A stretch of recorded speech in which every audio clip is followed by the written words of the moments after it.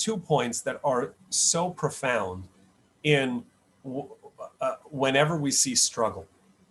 The Torah tells us, the words are, I'm going to translate, Vayiros me'erechok, 18, and the brother saw him from a distance. Ubiterem yakrav aleim, and before they could come close, he could come close to them. Vayisnaklu oso lahamiso. The translations usually say, and they schemed against him to kill him. But that's not the correct translation. In the Hebrew, it's reflexive.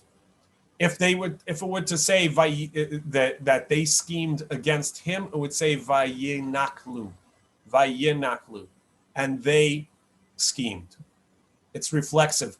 They allowed him to become a schemer. In their mind, they interpreted him. He's coming here to kill us.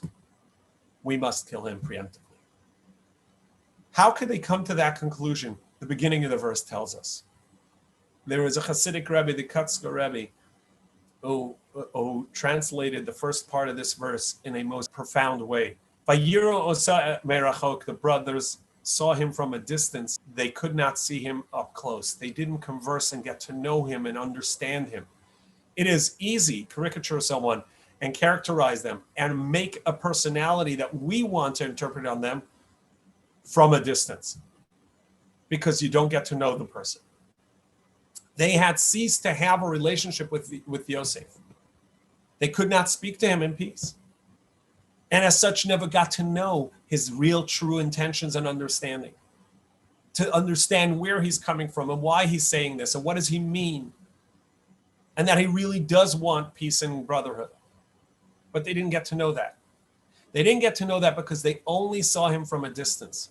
And from a distance, you can interpret someone else's actions so much so that you can make them into a schemer to kill you. And you must preemptively protect yourself. It's not a defense of them, but it gives us an understanding as to why they thought they have to kill him. Because in this distance, they thought that he was a danger to them. And it's a very powerful lesson for us. So often we struggle with people because the struggle makes it so that we don't want to talk to them. And if we don't talk to them, we don't hear their pure intentions and correctly, and we don't learn to work with them because we've already broken with them, see them from a distance, and that allows us to capture them and redefine in our own mind and to us who they are, when in reality it's something else entirely. It's a very powerful lesson in working on shalom. When we work for peace, we have to get to know the other. Don't see your brother from afar. See them from close up. Get to know them. Speak with them for peace. And you will learn that not to characterize them in your own mind in a certain way.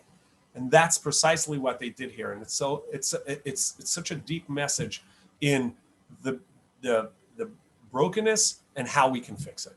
How we have to learn from that to see someone from close up.